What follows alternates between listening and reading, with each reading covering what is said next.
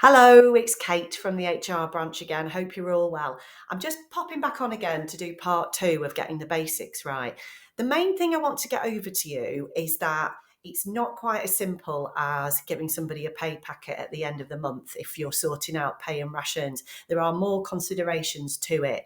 And I think what sometimes people fall foul of is that there's things like the minimum wage, national insurance, sick pay and holidays to take account of. So when you're adding up the cost of bringing an employee into the organisation, it's not just as simple as looking at what they take home at the end of the week. There's a whole on cost associated with bringing those employees on.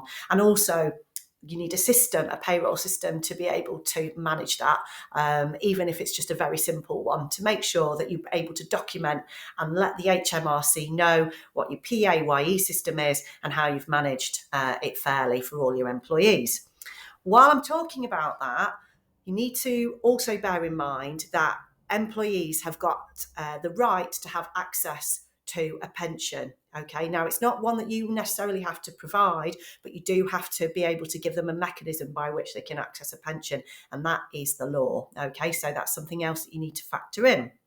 You also need to factor in the ability for people to go on sick leave, maternity leave, and paternity leave, and therefore just the very basics of statutory sick pay, statutory maternity leave and pay, and also the paternity provisions as well. So please do bear that in mind.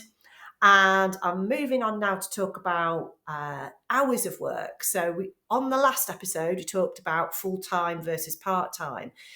Even if you've got people who are full-time, there is a piece of legislation called the Working Time Directive, which is in operation to stop people working hundreds and hundreds of hours each week, okay? And there is a cap. So people are normally only allowed to work 48 hours a week across a 17-week period. They can opt out of that in writing if they choose to do so, but obviously you would need to have that discussion with them and agree that that was what you wanted to do, and that's something that we could help you do. That's different for people who are under 18, however. So people who are under 18, it's limited to 40 hours a week or 8 hours a day, okay? And there's no opt-out available on that. The last thing that you need to be aware of is a rather chunky piece of legislation called the General Data Protection Regulations, which basically is in operation to stop people's personal data from being breached, okay, either by you or by other organisations. I'm not going to go into chapter and verse about that now, but suffice to say, it's quite a significant piece of legislation. And if you are holding data about your employees, which you will be by the virtue of the fact that you'll have a payroll system, you might have a paper file on their performance, for example, or they've been on sick leave and you'll hold a sick note, you have got to be able to demonstrate that you are holding that information safely and securely, and it's only for the purpose in which you've already told the employees that you're going to keep it for. We can help you navigate all the way through this and more at the HR branch.